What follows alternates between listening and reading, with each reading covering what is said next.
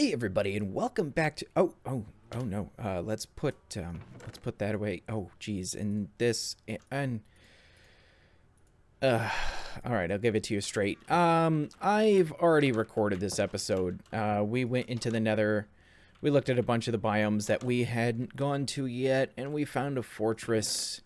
All this sort of stuff. But it turns out my mic wasn't on, so I recorded an entire 20 to 25 minute episode with no audio besides game audio. Anyways, we're gonna go through it. We're gonna just go through it again. A lot of the stuff in the Nether, a lot of the stuff that you're gonna see has already been touched by yours truly, but I will just, we're just gonna go over it again, and I'm gonna go through what you should do in these situations and different Nether biomes. You know what, let's just get started. Cue the music.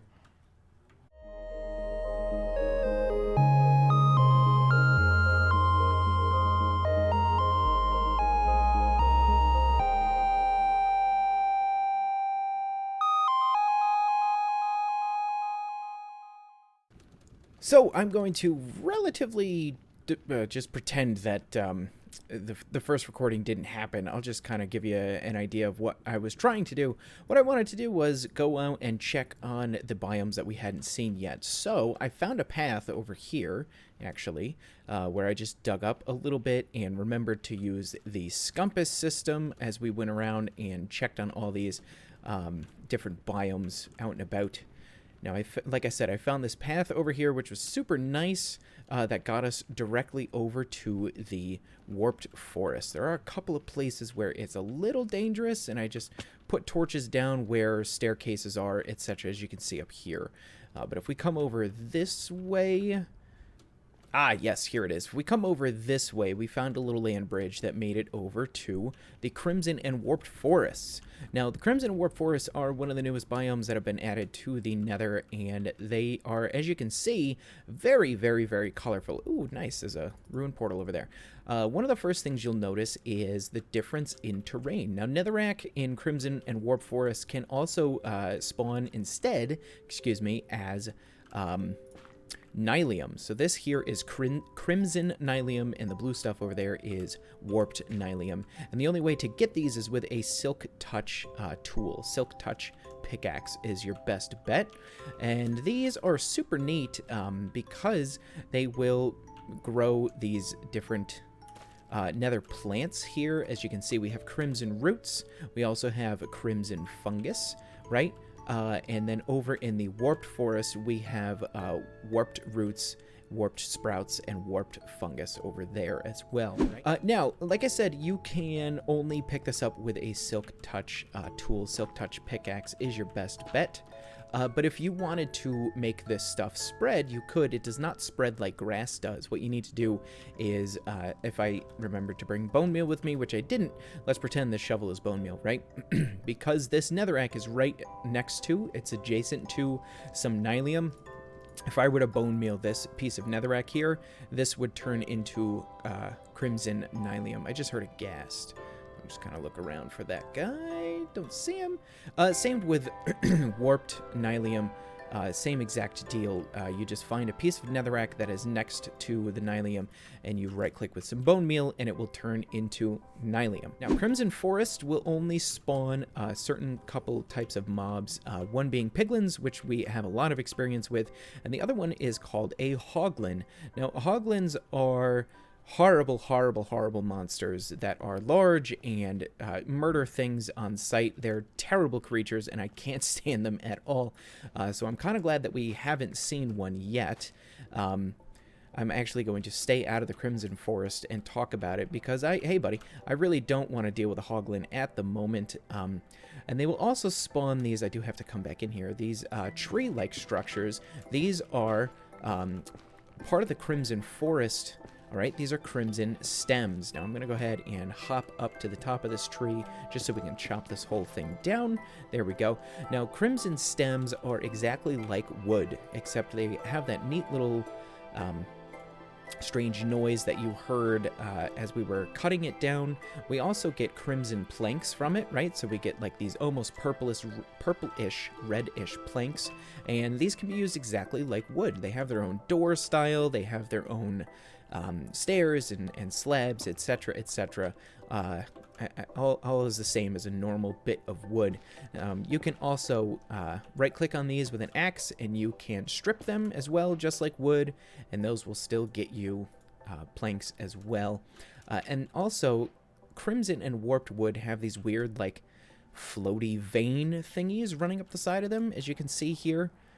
Yeah, they're super neat. It's probably some of the best wood types in the game. Oop, there's a hoglin right there. We got to keep our distance from these guys because they are brutal and they will wreck our day. Now, as you notice, this canopy isn't disintegrating. It's not getting, like, going away, getting rid of itself like normal leaves do. This is called Netherwort block, and this used to be something that was only craftable using an item called Netherwort, but now they they sprout on crimson trees, and these are warped wort blocks. Wow, it's really hard to say.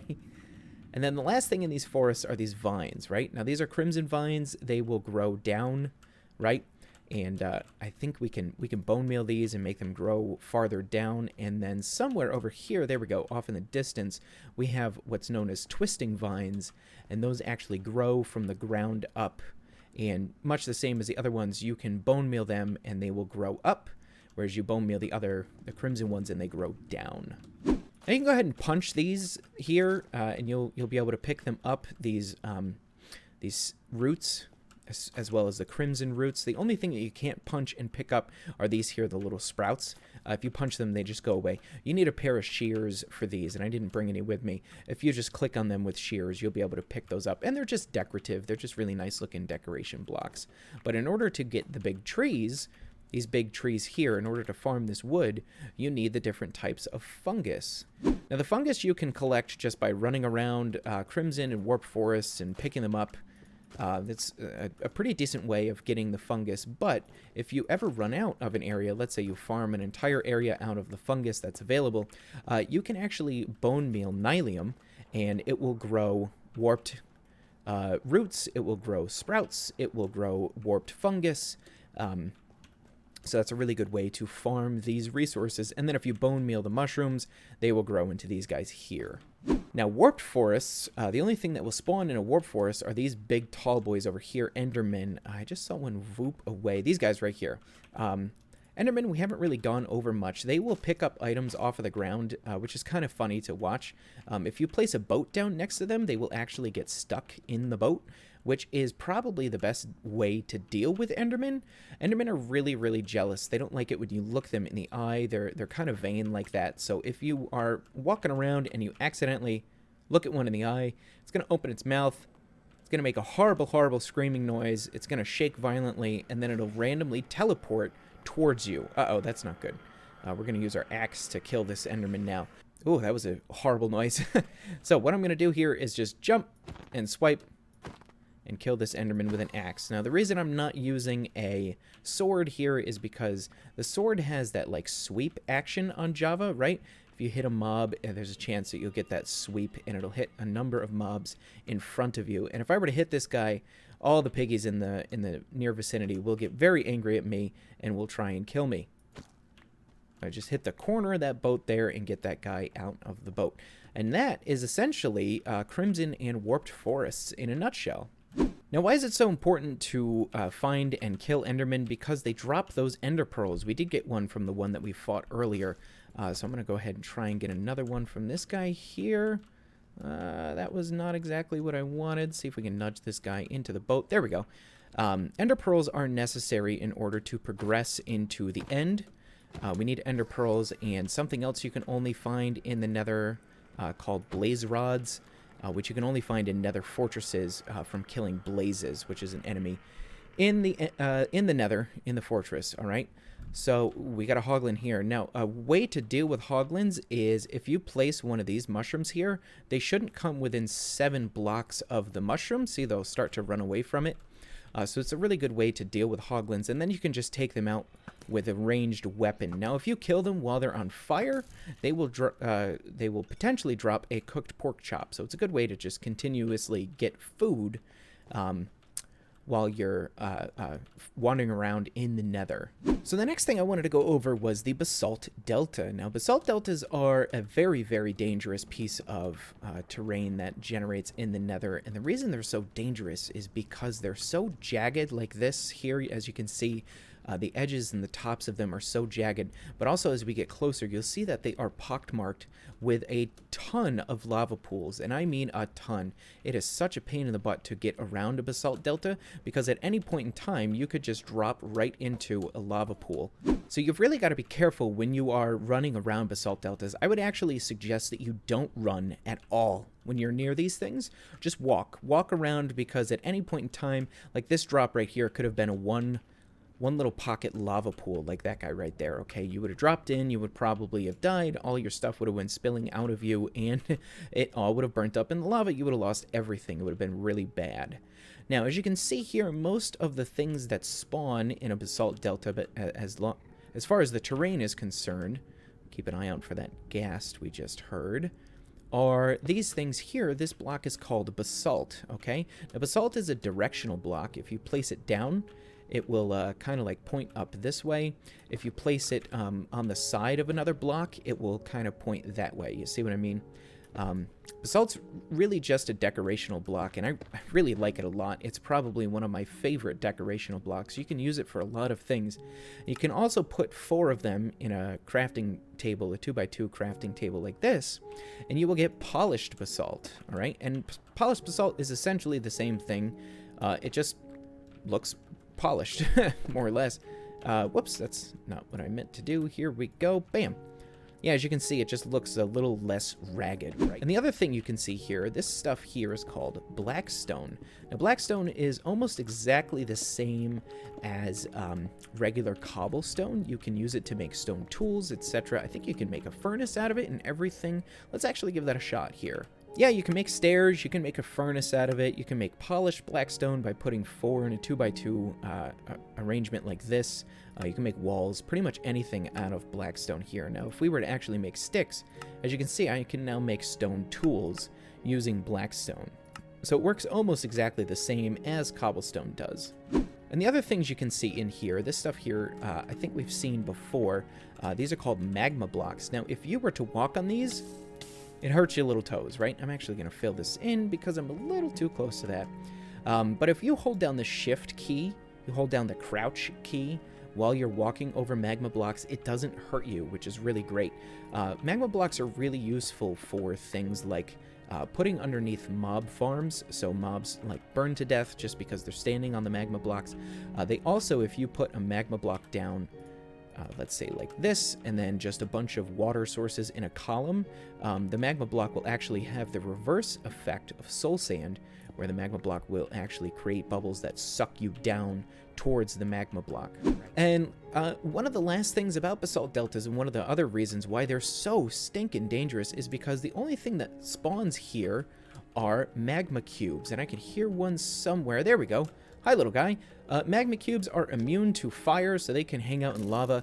They work exactly the same as slimes do in the overworld, which I don't believe we've seen any yet, where if you kill them, they will split like that. They come in 3 different varieties: those small guys, the medium guy we killed, and then huge magma cubes that have a potential to split into like 2 or 4 of those medium magma cubes. They're really dangerous. They hit like a truck. And even the small, little tiny ones will hurt you because they actually deal fire damage to you, which is kind of brutal. And then the last thing to go over are these little particles that you see. They kind of look like snow. It's actually ash that is supposed to be around in these basalt deltas because there's so much lava and dusty basalt all over the place. I don't know if you noticed before when we were in the Crimson Forest and the Warped Forest, but there are also little particles that happen in those as well. And I'll run over to this Crimson Forest and show you what I'm talking about. And the reason we ran over here last time in the video, and it's the whole reason that we actually found the Nether Fortress in my original recording, is because I hadn't seen any hoglins in that Crimson Forest over there. So I was running over here to see if we could get any to spawn. And as I was running and running and running, let's see if we can see it over here in the distance, there was a little patch of dark colored blocks. Let's see if I can jump down here. Can't remember exactly where I saw it, but off in the distance, we might have actually went into the Crimson Forest here. Yeah, there we go. Off in the distance, we saw these dark-colored blocks over there. Now, those are nether brick blocks, okay? And those you can actually make using netherrack. So if you put netherrack in a furnace and smelt it down, it will become nether bricks, right? And if you take 4 nether bricks and put it in a 2x2 crafting interface, you get nether brick blocks, all right? And the only naturally spawning nether brick blocks are in nether fortresses. Now again, the reason I came over here was because I wanted to find a hoglin, and I did in the last video, but we've already seen them over there, so we're not going to worry about it right now. We're just going to follow our Scumpus back to the Basalt Delta and head off into the Nether Fortress. Now, on our Basalt Delta over here, this is how we get home, as you can see with the torches. Now, over this way is actually our Nether Fortress, and if I was smart, I would have brought some of our Nether bricks with us and made a Scumpus system that points to our Nether Fortress, right, using the Nether bricks. So what I did was I just made a little janky Blackstone bridge here, so it was easy, nice and easy to see, because I actually ran out of cobblestone making the Scumpus system. And then we go up near this lava, we come all the way up here, and then go over this way. Now, as we're going over to our Nether Fortress, how do you find Nether Fortresses? And honestly, there's really no good way to do it. You just need to explore the Nether, right? One thing that I will say, though, is if you have found a bastion, like we spawned right next to a bastion, what that means... Oh, there's one of those huge magma cubes. Those things are absolutely massive. And they don't take fall damage, too. So if this guy decided to jump down towards us, it wouldn't hurt him. Because we spawned next to a bastion, right? What I knew that meant for us is that there would not be a Nether Fortress within a certain amount of chunks. Now, a chunk is a 16 by 16 block area, and it's just how the world generates. And if you hit F3 and G on your keyboard in Java Edition, it will show you the chunks in your world, right? So we are right now standing in this chunk here. And if I were to cross this little border, we're now standing in this chunk over here, right? So there is a chance for, and I'm going to hit F3 and G to turn off those chunks. There's a chance for either a bastion or a nether forest to spawn in a certain amount of chunks in your world, right? So if you find a bastion, run about 300 to 500 blocks in a pretty much any direction, and you should be closer to finding yourself a fortress, okay? So I found this area over here. I had to dig this little thing to get down, right? Let me just make sure that there's nobody around that's going to screw up our day. And we got down into our fortress. Now, I think right over... Oh, hello there. Right over here somewhere, there was a blaze spawner. But let's talk about this guy. So this is a mob that spawns only in nether fortresses. This mob here is called a wither skeleton. As you can see, they're kind of like normal skeletons, except they're a little taller, right? This is why we have this bar here. It's colloquially normally known as a wimpy bar. I like to call them whammy bars just because it sounds cooler. But yeah, they're known as wimpy bars when you're going around a nether fortress, because these guys can't follow you if you place them 3 blocks up, right?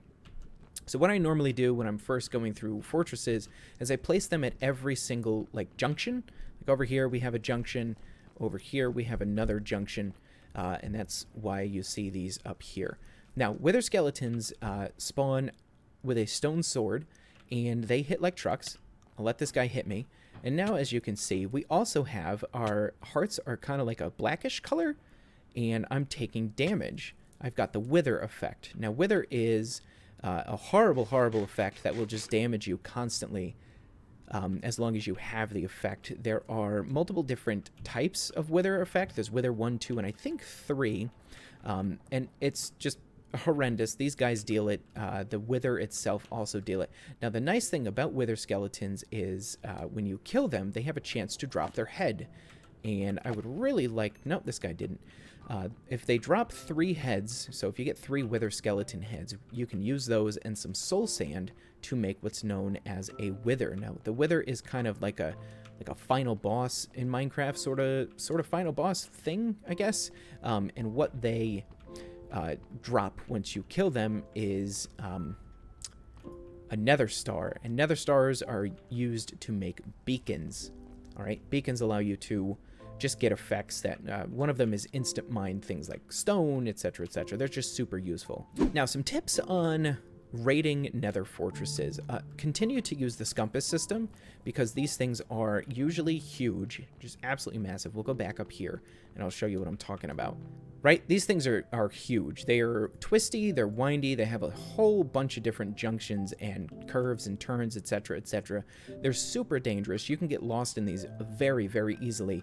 So I would very strongly suggest that you use the compass system to find your way out, right? So this is our way out. We're going to find these compasses all over the place.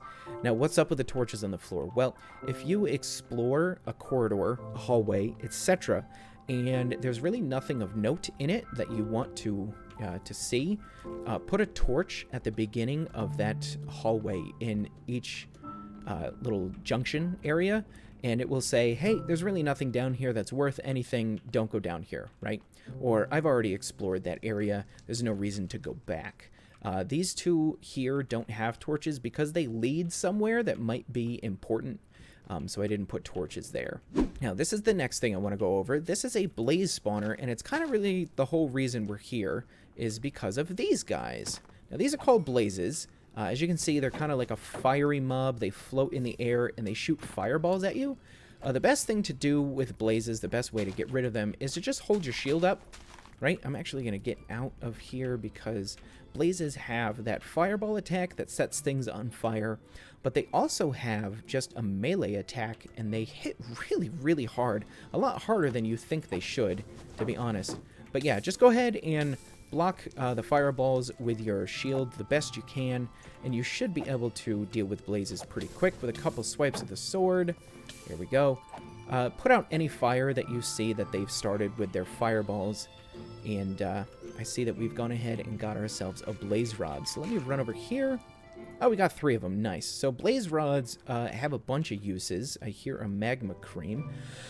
One of their main uses is making blaze powder, right? So if you put blaze rods in any crafting interface, just one of them, you get blaze powder, okay?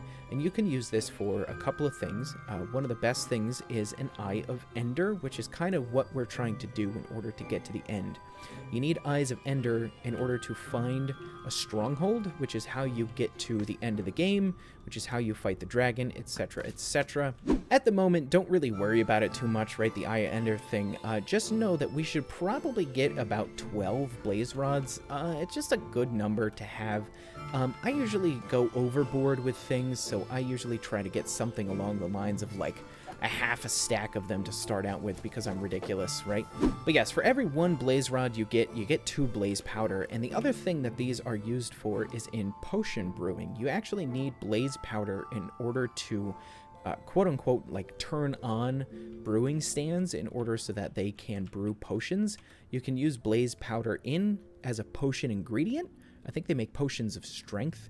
You also need blaze rods to create the actual potion brewing stand, which we can go ahead and make one right now with Blackstone. You can use cobblestone or Blackstone and 1 blaze rod to make a brewing stand, as you can see here. And these are super neat in the fact that you place them down. You can put glass bottles of water in them, and then you can go ahead and brew potions, which we will get to in a future episode, not at the moment, though. Now, you might be thinking to yourself, we've got our blaze powder and our blaze rods.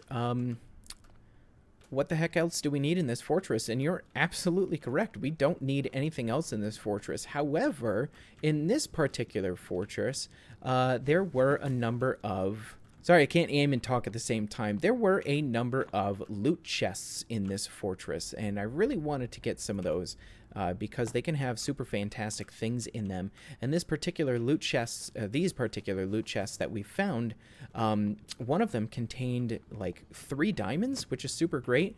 We also got our first horse armor. And horse armor is super fantastic if you ever find horses in your world, which in the next episode we might go ahead and try and find some horses. But I'll go ahead and I'll run you through some of the main fortress areas that you will see in almost every single nether fortress. Now you'll see a lot of this just winding hallways. As you can see, I put whammy bars all over the place. This is kind of a normal feature for every fortress. They usually have these balconies that you can go out and see what else is available in this fortress, etc.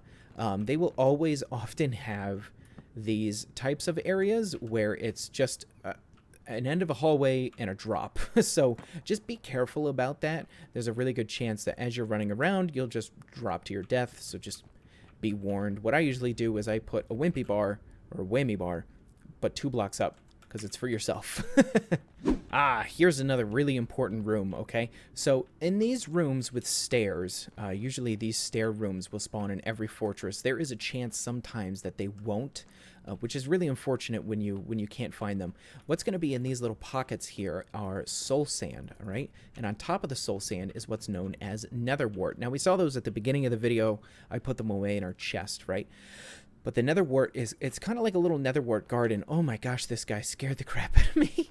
And what I normally do in these areas is I jump in, I pick up the Netherwort here, and then I just mine the soul sand out and pick up all the Netherwort. So Netherwort grows just like any normal plant. It doesn't need water, obviously, because it grows in the nether. So you can grow it pretty much anywhere, but it needs to grow on soul sand. And you need Netherwort in order to brew any potion at all. I think there might be like 1 or 2 of them that don't require Netherwort, but pretty much any other potion does require it. See, we had 2 of these stair rooms here, which is really fantastic. Now up here, I had a little bit of a run-in with lava, which is why this platform is here, so let's not worry about that too much. Now, these kind of twisting hallway features, this is where you will find loot chests, and I appear to have just completely broken the chests out of these areas instead of keeping the chest in it. See if I can take this ghast out. I did. Perfect. So yeah, in the corners here, you will find loot chests, all right? And they'll have a whole bunch of things in them. Diamonds, enchanted golden armor, horse armor, like I said. I believe you can get golden apples in those chests as well. They're super duper handy, especially if you're just starting your game out. Finding any diamonds anywhere is usually great. Now, a lot of nether corridors will end like this. They'll be kind of broken up. So that's how you can know. There was a lot of our little nether corridors that went right into netherrack, right? And there was kind of like a solid wall of netherrack, kind of like this. If you get to one of these and you just start digging and you see more netherrack on the floor, or you see that like broken up sort of way, you can tell that there is no other parts of the fortress that way. It's not just like a weird netherrack wall that spawned there for no reason. So it's a really good way to tell in that sort of situation. And this is kind of the last room of a fortress that is kind of like a quintessential room that always spawns in every fortress, right? Normally, right here... whoa! That was a really good idea, Throw. Good job. Normally, right there will be 1 block of lava. I wonder if there's anything underneath this. Nope. Huh. I never knew that this spawned like this. I wonder if they all spawn like that, or if I just found a lucky one. But right here will be just 1 little lava source block, and that's it. That's all that spawns in this room. It's really interesting. I'm not really sure why this room spawns, but normally what I do is I lock it up just because I know me. I'll go ahead and I'll go like trying to get out of here, and I'll jump into it somehow. I don't know. It just makes me feel better to just block up those little lava pockets. Now, fortresses, we've been using that blaze spawner over there. Fortresses will usually spawn more than 1 blaze spawner, which is super helpful. You can actually turn these into farms. You can make these pretty efficient as well, but it entails clearing out a lot of the nether and putting buttons all over the place, or lava all over the place, or half slabs. It's kind of involved. It's just a long process in order to get a decent spawn rate for blazes. Oh, there were 3 there. Now, blaze spawner farms are, like I said, they're relatively easy to make. They're pretty time-consuming to make efficiently because of the need to put slabs and buttons and stuff all over the nether, but we'll get to that in a different day. The problem with blaze spawners is normal spawners in the overworld, if you shut them down by putting torches all around them, ouch, see, that was that melee ability of a blaze. But that doesn't work with blaze spawners here, right? So the issue becomes, how do I lock down a blaze spawner so I can make a farm? Well, the only way to do it is to surround it by solid blocks. And I mean like 5 or 6 layer deep in a cube of solid blocks. Yeah, they're kind of brutal, blaze spawners, so it's usually a good idea to pop yourself a fire resist potion and just stay the heck away from the blazes as you're trying to build the farm. But that is essentially Nether Fortresses in a nutshell. Really, the hardest part about them is finding them. That's really the hardest part, and then just staying alive once you do find them is kind of difficult. But if you follow my advice, just, you know, put scumpus that leads you back to where a very noticeable entrance and exit are, and then use your wimpy or your whammy bars. Make sure if there are zombie piglins around, you hit things with an axe, so that way you don't actually use the accidentally use the swipe on the sword and tick off one of the piglins, right? Blaze spawners, just stand back a little bit and let the blazes spawn. You can actually use your bow if you don't want to use your sword to take the blazes out. I don't know where that guy went. Oh, he went down there. And yeah, keep those wimpy bars handy for any wither skeletons that decide they need to come and hang out with you. And if you do some piglin trading before you decide to tackle a nether fortress, it's usually a good idea to set your spawn right at the front of a fortress because they are so dangerous, right? Outside of, like a little bit away from the fortress, but close enough where you can run in and grab your stuff quickly, because when you die, all of your stuff, like I said, comes flying out of you and sits on the floor as items. And remember, in one of our earlier episodes, we say that items despawn after 5 minutes. So even when you die and your items go sprawling out of you, you only have 5 minutes to go pick those items up before they will despawn. So it's usually a good idea to set your spawn relatively close when you're going to go and take on another fortress. Oh, home sweet home. Oh my goodness, I am glad to be out of the Nether. I don't want to go back there for a while, and actually I think that's going to be our last episode in the Nether for a little while. The first thing I'm going to do is set my spawn here, because if I were to die in the overworld, I believe I would now be respawned in the Nether towards the Nether Fortress. I have to actually check on that, though. I don't know if that's 100% accurate, but I am very happy to be out of the Nether. I'm sick and tired of being in there. We can actually sort of progress with the world a little bit now that we've gotten our blaze rods, etc., etc. I'm going to go ahead and do some tidying up of this inventory because it is a mess, and I'll be with you all in just a moment. Well, ladies and gentlemen, this episode is super long, and it makes up for the last two that were kind of short. So thank you everybody for coming along in this journey with me today. I really appreciate you all watching these videos, leaving your comments and your likes, etc., etc. Thank you so much, honestly. Consider subscribing, please, if you're new, and also check me out on my Twitter, as well as twitch.tv/throwlashgaming. Where we will be streaming from this world this coming Wednesday, actually a day after this video comes out. We're gonna be on a look for diamonds. So yeah, come follow us on Twitch, etc., etc. And folks, until next time, goodbye.